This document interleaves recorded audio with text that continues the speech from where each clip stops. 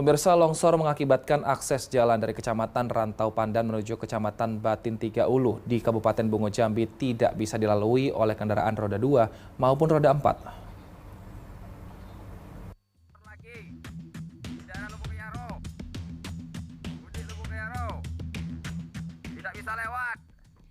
Hujan dengan intensitas tinggi membuat beberapa wilayah terdampak longsor. Salah satunya terjadi di Kecamatan Rantau Pandan, Kabupaten Bungo Jambi. Longsor susulan terjadi lagi di tempat yang sama seperti yang pernah terjadi bulan Desember lalu. Akibatnya akses jalan dari Kecamatan Rantau Pandan menuju Kecamatan Batin Tiga Ulu di Kabupaten Bungo Jambi tidak bisa dilalui oleh kendaraan roda 2 maupun roda 4. Tidak ada korban jiwa dalam peristiwa ini, namun masyarakat setempat berharap ada alat berat untuk membersihkan lokasi yang tertimbun material longsor agar akses jalan bisa dibuka kembali. Salpandri, Bungo, Jambi. Tingginya curah hujan berdampak terhadap potensi banjir hingga longsor di sejumlah daerah. Peristiwa ini juga dikaitkan dengan bencana hidrometeorologi, dan untuk membahasnya kita akan membahasnya pemirsa bersama dengan narasumber kita, Deputi Bidang Meteorologi BMKG, Guswanto. Selamat siang Pak Guswanto, ini sebenarnya apa penyebab bencana hidrometeorologi ini Pak? Selamat siang Mas Wilson Purba. Kalau bicara musim hujan atau bencana hidrometeorologi, sebenarnya bencana hidrometeorologi itu adalah suatu kondisi bencana di mana diakibatkan karena aktivitas cuaca dan iklim, termasuk juga di dalamnya adalah siklus hidrologi. Lebih realnya adalah karena adanya curah hujan tinggi, kemudian adanya angin kencang, dan adanya barangkali hujan ekstrim dan lain sebagainya. Sehingga dengan adanya beberapa yang cuaca ekstrim tadi, muncullah bencana hidrometeorologi, di mana seperti banjir, banjir bandang, longsor, kemudian angin puting beliung, dan hingga gelombang tinggi. Demikian, Wilson. Di daerah mana saja kira-kira dan hingga kapan Pak? Kalau prediksi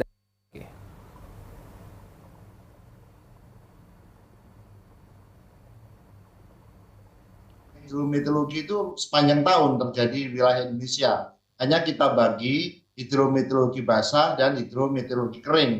Di mana saat ini pada saat bulan Desember, Januari, Februari, pada saat musim hujan itu lebih cenderung kita bencana hidrometeorologi basah. Di mana hidrometeorologi basah itu adalah banjir, kemudian longsor, kemudian banjir bandang maupun gelombang tinggi. Sedangkan kalau kita lihat di mana di wilayah mana saja, kita melihat untuk potensi kira-kira tanggal 2 sampai tanggal 2 sampai awal Februari, itu kita melihat ada di sebagian besar wilayah Sumatera, termasuk Aceh, Sumatera Selatan, Jambi, Bengkulu. Kemudian kita juga melihat ada di sebagian besar Kalimantan, ya, ada Kalimantan Barat, Kalimantan Selatan, kemudian Papua, kemudian Sulawesi, dan sebagian kecil di wilayah Jawa.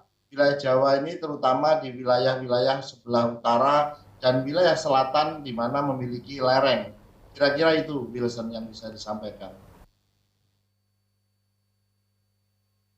Sepanjang tahun ini Pak, ini lalu bagaimana masyarakat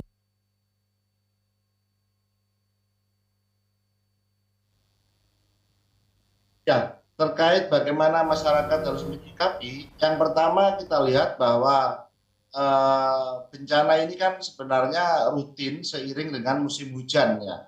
Maka BMKG tetap menghimbau kepada masyarakat ataupun instansi terkait, terutama masyarakat yang tinggal di daerah-daerah rawan, seperti masyarakat yang tinggal di bantaran sungai, masyarakat yang tinggal di lereng, memiliki lereng, kemudian masyarakat yang tinggal di wilayah cekungan, ataupun masyarakat yang tinggal di daerah-daerah yang memiliki topografi yang curam, bergunung, ataupun memiliki tebing. Ini tetap waspada terhadap dampak yang ditimbulkan, karena terkadang hujan tidak harus ekstrim, hujan dengan intensitas sedang hingga lebat, itu juga dapat mengakibatkan longsor, ataupun bisa mengakibatkan juga terjadinya banjir. Hal ini yang perlu waspadai. Yang kedua, masyarakat juga kami harapkan tetap mengupdate informasi dari BMKG. Misalkan peringatan dini cuacanya seperti apa, melalui informasi yang ada kami siapkan di info BMKG, yang kami siapkan melalui website, dan bahkan dapat juga untuk mendatangi kantor terdekat BMKG di wilayah di daerah. Demikian, Wilson. Baik, lantas saat ini kira-kira adakah mungkin kepala daerah yang juga perlu waspada, Pak? Mungkin daerahnya akan terjadi bencana hidrometeorologi dengan warganya supaya lebih waspada, Pak Guswanto. Baik, untuk beberapa daerah yang kita anggap BMKG telah melakukan peringatan dini dengan informasi dikategorikan menjadi 3, yaitu perakiraan cuaca berbasis dampak. Di sana disebutkan, Wilson, ada yang siaga, kemudian ada yang kita sebut waspada, dan ada yang kita sebut siap, ya, siaga. Kemudian untuk daerah-daerah waspada yang perlu kita sampaikan itu ada di Riau, kemudian ada di Sumatera Selatan, di Bengkulu, Lampung, DKI Jakarta, Jawa Barat, Jawa Tengah, DIY, Jawa Timur, Banten, Nusa Tenggara Barat, Kalimantan Barat, kemudian juga Kalimantan Tengah, Kalimantan Selatan, Sulawesi Selatan, dan beberapa wilayah di Sulawesi Tengah. Ini perlu dalam posisi waspada, ya, karena adanya perakiraan cuaca dampak daripada hujan lebat. Baik, kita harapkan semoga warga ini tidak panik tapi tetap waspada untuk menghadapi bencana dari hidrometeorologi ini. Terima kasih Pak Guswanto, Deputi Bidang Meteorologi BMKG telah bergabung bersama kami di Berita Satu Siang. Sehat selalu, Bapak.